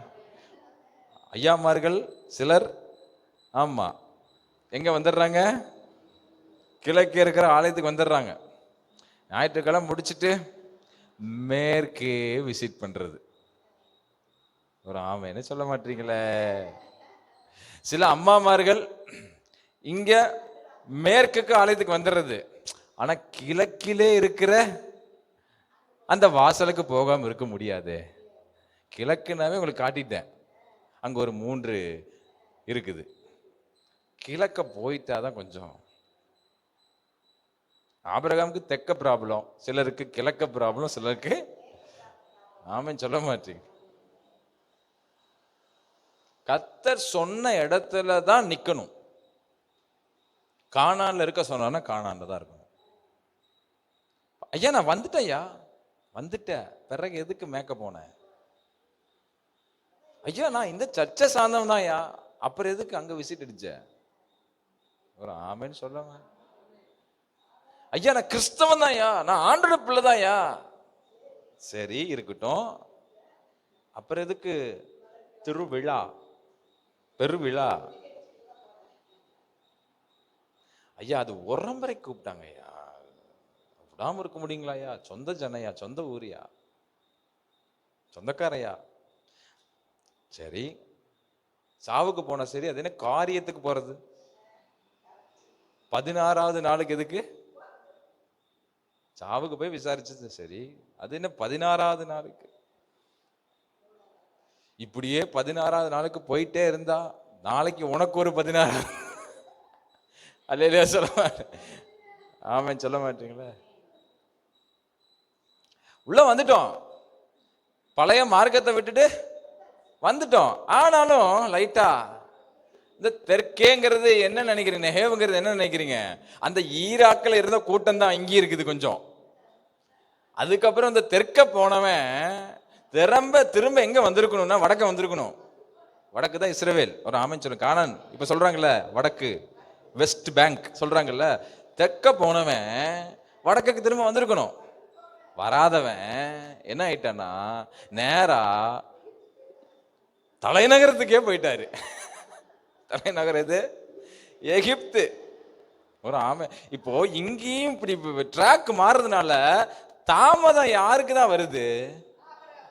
இந்த தாமதத்துக்கு யாரு தான் காரணம்? சொல்லுங்க சொல்லுங்க. தேவன் காரணமா? இல்ல. இருக்க வேண்டிய இடத்துல இருந்தா வர வேண்டியது தானா வரும். பெத்தேர்ல இருந்தா தூதன் இறங்குவான். பெதஸ்தால இருந்தா தூதன் கலக்குவான்.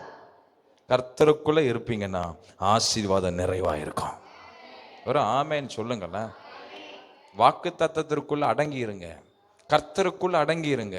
சபைக்குள்ள இருந்தா கர்த்தர் சபையில எல்லாவற்றையும் நிரப்பி வச்சிருக்காரு. எல்லாம் ஆசீர்வாதத்துக்கு குறைவே இல்லாம வழி நடத்தப்படலாம். எத்தனை பேரோட ஆண்டவர் பேசுற ரொம்ப ஹெவியா போகுதுன்னு நினைக்கிறேன். ஆரம்பிக்கும் போது நல்லா இருந்துச்சு பாஸ்டர், கொஞ்சம் நல்லா ஹிஸ்டரியா சூப்பரா எடுத்தீங்க. இப்ப இன்னும் உள்ள எங்கெங்கயோ அடிச்சு நகர்த்துறீங்களே. நான் அல்ல.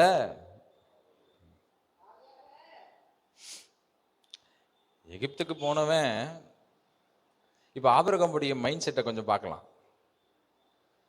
அதாவது அழைச்சது அவரு, ஆசீர்வதிக்கிறது அவரு, பாதுகாக்கிறது அவரு, எல்லாம் அவரா இருக்கும் போது மனைவிட்ட போய் சொரிகிறது. உன் நிமித்தம் வசந்த வாசிங்களேன். எத்தனை வசனம் அது? 12.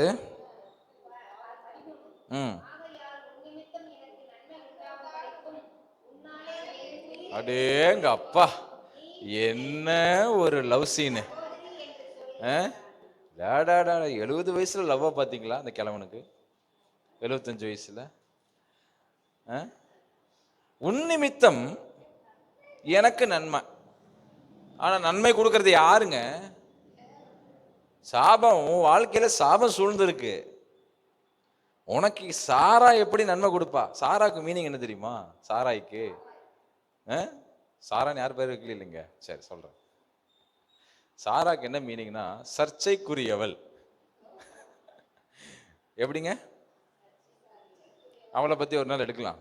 நீங்க நினைக்கிற மாதிரி சாராள் கிடையாது, பயங்கரமான ஆளு. சர்ச்சைக்குரியவள். இன்னொன்னு சொல்லலாம், வாக்குவாதம். அந்த அந்த அந்த நேமுக்கு மீனிங் என்னன்னா வாக்குவாதம். அவ உனக்கு நன்மை கொடுக்கிறா. மனைவிட்ட போய் சொல்லிடுறாப்புல, என்னது? உன்னாலே எனக்கு என்ன கிடைக்கட்டும் நன்மை. அதுவும் அடுத்த வேர்டு பாருங்களேன். மனுஷன் உன்னை பாதுகாத்தது ஆண்டவர். ஆனா மனைவிட்டு போய் என்ன சொல்றாப்புல? உன்னாலே எனக்கு உயிர் பிழைக்கும்படி என்னை சகோதரி என்று சொல். இதுக்கெல்லாம் ஆண்டவரா காரணம்? எகிப்துக்கு போ சொன்னாரா? சொல்லுங்க. எங்கேயாவது சொன்னார்? எங்கேயாவது ஆண்டவர் எப்பா நீ கானானுக்கு போற வழியில ஆரான்ல கொஞ்ச நாள் இரு, தெற்கே போ, நெகேவ்ல போய் கொஞ்ச நாள் இரு, அங்கிருந்து எகிப்துக்கு போ, அங்கிருந்து அப்புறம் சுத்தி முத்தி போய் கானான் சேர சொன்னாரு. ஒரே வேர்டு தான்.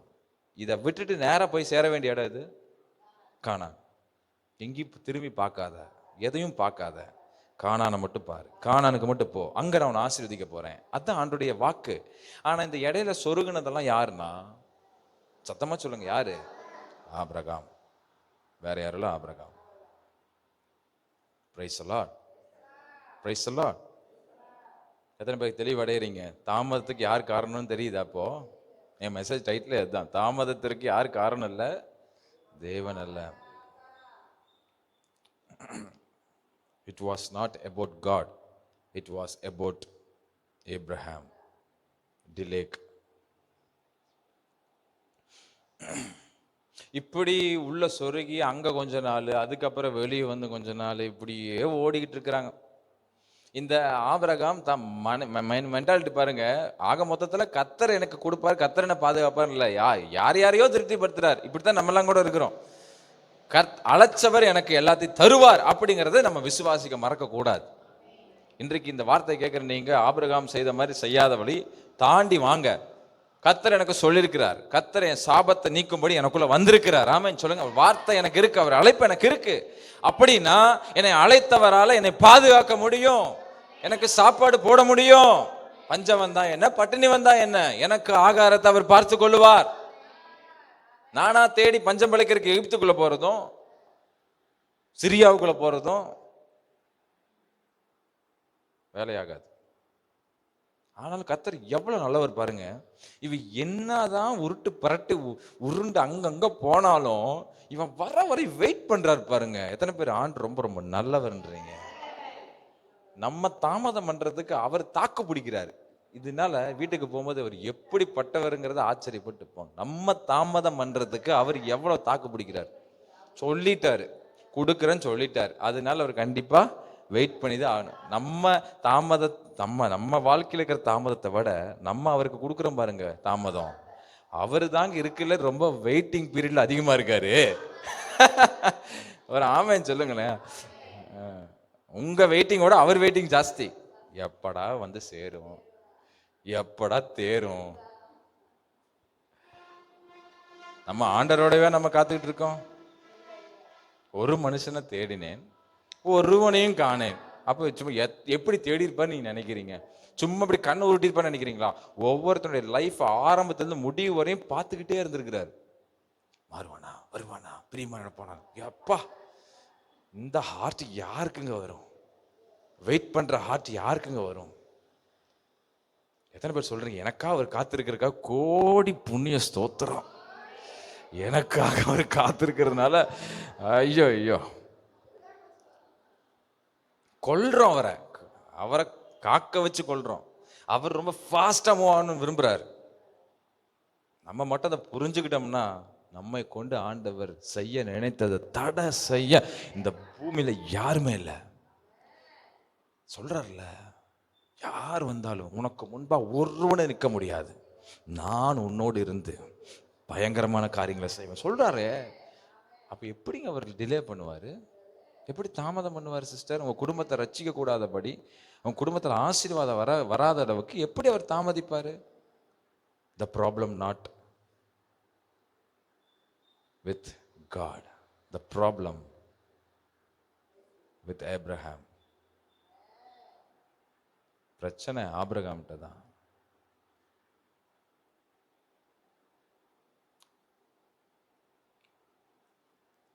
இந்த ஆபிரகாமுடைய லைஃப்பை இன்னும் கொஞ்சம் தோணும்னா, ஆண்டவர் எப்பெல்லாம் பேசுவார் அப்பெல்லாம் பார்த்தீங்கன்னா, ஆண்டவரே இதோ என் வீட்டு வேலைக்காரனாகி எலியேசனுடைய மகன் இருக்கேன், இவன் எனக்கு பிள்ளையா. ஆக மொத்தத்தில் நான் சொல்றத கேட்கவே மாட்டியா? என் வீட்டு அந்த வீட்டு வேலைக்கார யாரு தெரியுமா? அவன் ஆறாண்டுல சபதிச்சது. அவனை இவன் ஒருவேளை பிள்ளைய தத்தெடுத்திருந்தாலும் அந்த பிள்ளை அதோட முடிஞ்சிருக்கும். இவங்கிட்ட இருக்கிற சாபத்தினால அந்த பிள்ளைக்கும் ஆண்டவர் சொல்ல, நீ யாரோட கூட்டணி போட்டாலும் அது உனக்கு தொல்லையா தான் மாறும், சாபமா தான் வரும். நான் உனக்கும் மனைவிக்கும் ஆசீர்வாதமான ஒரு ஈசாக்க வச்சிருக்கிறேன்பா. அதுக்கு முன்னாடி யாரோடையும் நீ என்ன பண்ணாத, ஆசீர்வாதத்தை தேடாத. அப்புறம் கடைசியா சாரா பாருங்க எப்படி இந்த சர்ச்சைக்குரிய ஒரு சர்ச்சையை பண்ணி விட்டால. என்ன பண்ணா, இந்த ஆபிரகாமுக்கு சாராளுக்கு வர வேண்டிய குழந்தைய 2 பேரும் சில விஷயங்கள்லாம் குடும்பத்துல வளராம இருக்கிற காரணம் நம்ம சும்மா காரணம் கடிக்க மனைவி தான் காரணம், இல்லைன்னா என் கணவன் தான் காரணம். இப்படி இப்படி இந்த கழுகு பார்வையில் பார்த்தா 2 பண்ற அலப்பற. இது நல்லா இருந்தா அதுக்கு எடுத்து விட்டுரும், அது நல்லா இருந்தா இதுக்கு எடுத்து விட்டுரும். ஆக மொத்தம் 2 ஒரு ட்ராக்ல என்ன ஆகாது, வராது.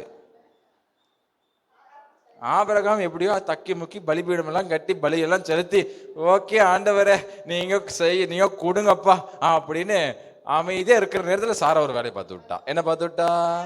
அதுவும் இந்த ஆகார் யாரு, யாரோட நீ இருக்கக்கூடாதுன்னு சொன்னாரோ அதே இடத்துல வந்து வச்சாரு. வச்சதுனாலதான் இப்ப வச்சுக்கிட்டு இருக்கான் பாம்பு. ஆமேன்னு சொல்ல மாட்டீங்களா? ஆகார கல்யாணம் பண்ணதுக்கு அப்புறம் தான் யார் வரா? இஸ்மவேல்.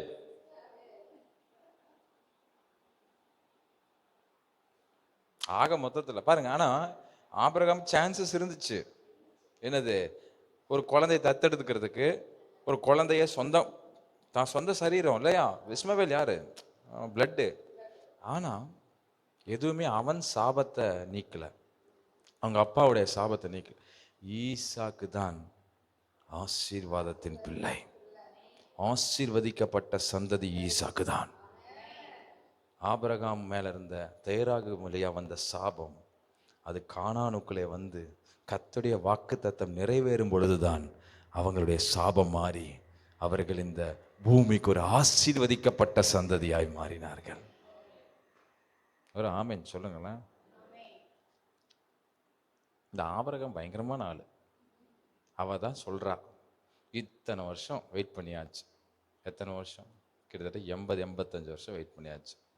அவ தான் சொல்றா, இந்த ஆகாரோட கொஞ்சம் இருப்பா, எனக்கு ஒரு குழந்தைய பெற்று கொடுப்பான்னு. இந்த டியர் மோஸ்ட் லவ்வர் என்ன பண்ணியிருக்கணும் ஆபிரகாமு? ஏ சாரா, என்னை நீ எகிப்தில் காப்பாற்றி விட்ட, உன்னால தான் நான் காப்பாற்றப்பட்டேன், உனக்கு நான் எப்படி துரோகம் பண்ணுவேன், எனக்கு நீ தான் முக்கியம். சொல்லவே இல்லையே. அவ சொன்ன உடனே ஆபிரகாம் என்ன பண்ணிட்டாரு? கல்யாணம் எல்லாம் பண்ணல, நேரா ஃபர்ஸ்ட் நைட் தான் கல்யாணம். சொன்னதுக்கு ஒரு வார்த்தையாவது என்ன பண்ணியிருக்கணும்? என்ன பண்ணியிருக்கணும்? ஏமா வாயை மூடுமா, அப்படி பண்ண. இந்த இந்த சகரியா எலியேசர், சகரியா எல்கானா மாதிரி எல்லாம் இருந்திருந்தானா கண்டிப்பா என்ன 10 பிள்ளைகளை காட்டிலும் நான் உனக்கு அதிகம் அல்லவா அப்படி சொல்ற ஒரு சகரியாவா இருந்திருந்தா. இப்போ நல்லா புரிஞ்சுக்குங்க, ஆபிரகாம் உடனே ஓகேங்கிறாரு. அப்ப ஆக மொத்தத்துல காட்ஸ் பிளான் என்னங்கிறதே ஆபிரகாமுக்கு இவர் தெரியாதனால தான். நல்லா புரிஞ்சுக்குங்க, தெரியாதனால தான் டிலே. பக்கத்துல பார்த்து சொல்லுங்க, அவ்வளவுதான். உங்களுக்கு தேவன் வச்சிருக்கிறது தெரியாதனால தான் இவ்வளவு டிலே ஆகுது. நிறைய நேரத்தை நினைக்கிறீங்க கிடைக்காதனால டிலே இல்லை, இல்லாதனால டிலே இல்லை, தெரியல என்ன எனக்கு வச்சிருக்கிறாரு, எனக்கு என்ன எந்த இடத்த வச்சிருக்கிறாரு, எனக்கு என்ன ஃபியூச்சர் வச்சிருக்க, எனக்கு என்ன வேலை, எனக்கு என்ன லைஃப், எனக்கு என்ன பார்ட்னர், இதை தெரியாதனால தான் என்ன ஆயிட்டு இருக்கு இன்னைக்கு லைஃப். நிறைய பேரோட லைஃப் என்ன ஆகுதுங்க? டிலே ஆகுது. இன்றைக்கு ஆண்டவர் சொல்றாரு, உன்னை அழைத்தவர் கடைசி வரையும் நடத்த வல்லவராக இருக்கிறார். உன் மேலே ஒரு விசேஷித்த அழைப்பு இருக்கிறது.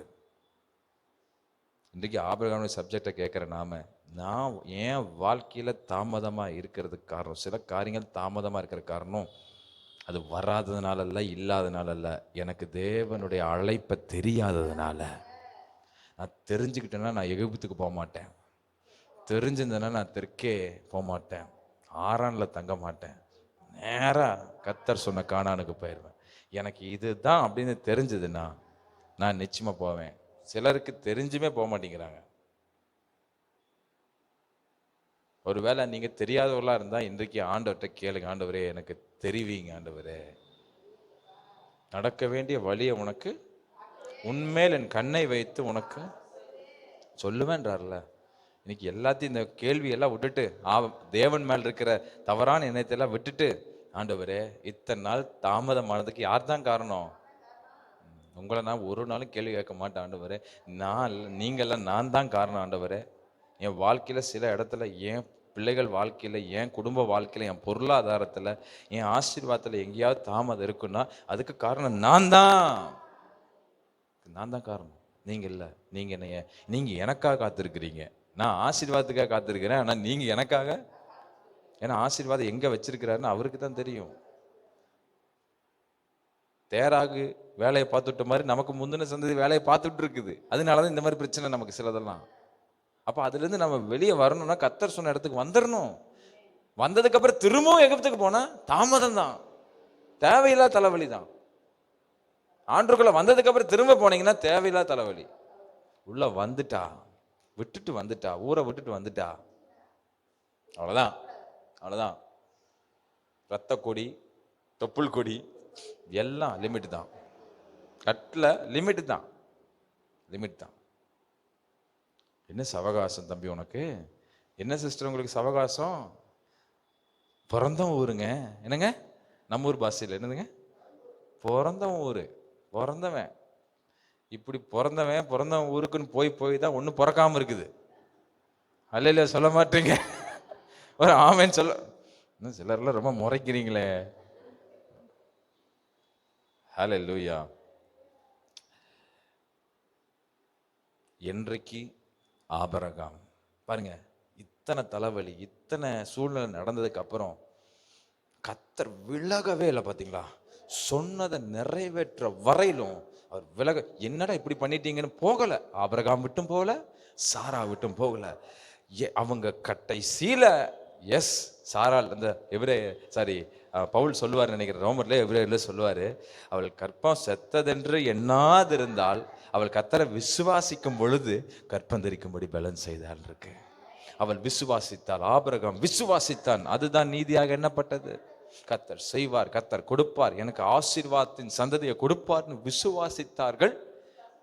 அதுல நின்னாங்க. கர்த்தர் உடனே ஓபன் பண்றாரு. மிராக்கிள் பாத்தீங்களா? 80 வயசு 90 100 வயசுல பிறக்கிற குழந்தை அலங்கோலமாலாம் பிறக்கல.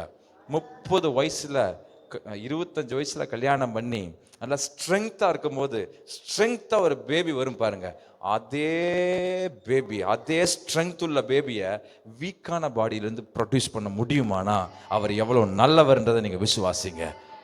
தாமதம் நம்மனால தான், தாமதம் நாம பண்ணாலும் அவர் தரித்திரமா கொடுக்கவே மாட்டார், பரிபூர்ணமா தான் கொடுப்பார். கையை தட்டி ஒரு ஆமென் சொல்லுங்க பாருங்க. இன்றைக்கு உங்க வாழ்க்கையில ஏதாவது உங்க வாழ்க்கையில தாமதம் நீங்க பண்ணி தேவன்றது பெறாம இருந்து ரொம்ப டிலே ஆகி அதை பெற்று அனுபவிக்கிறதுக்கு சந்தோஷம் கூட இல்லாத மாதிரி இருந்தாலும் வர்றது பரிபூர்ணமா தான் வரும். கர்த்தர் கொடுக்கிற ஆசீர்வாதம் ஒரு நாள் ஓட்டையா குறையா இருக்காது. ஒரு ஆமென் சொல்லுங்க பார்க்கலாம். ஒரு வலையிலேயே சொல்லுங்க பார்க்கலாம். எத்தனை பேர் விசுவாசிக்கிறீங்க? கர்த்தர் செய்ய வல்லவர். ஸோ இந்த மெசேஜினுடைய இறுதிக்குள்ள வந்துட்டோம். கிளம்ப வேண்டிய நேரம். இப்போ இங்கிருந்து கிளம்புங்க. ஆனால் நீங்கள் எங்கிருந்து கிளம்பணுமோ அங்கிருந்து உடனே கிளம்புங்க. ஆரானுக்குள்ள இருப்பீங்கன்னா கானானுக்குள்ள போங்க. தெற்க குடியிருந்தீங்கன்னா நேராக கானானுக்கு போங்க. இல்லை எகிப்தில் செட்டில் ஆயிருந்தீங்கன்னா கம் பேக் டு கானான். இன்னைக்கு கானான் எங்க தெரியுமா இருக்கு? கிறிஸ்துவுக்குள், இன் கிரைஸ்ட். கானானா இருக்கட்டும், பாலும் தேனும் ஓடுகிறதா இருக்கட்டும், ஏதேனா இருக்கட்டும், வாக்குத்தத்தமா இருக்கட்டும், எல்லாம் அவருக்குள். ஆமென்றும் அவருக்குள் சகல பரிபூரணமும் இருக்கிறது. அவருக்குள்ள நில்லுங்க, அவருக்குள்ள நில்லுங்க.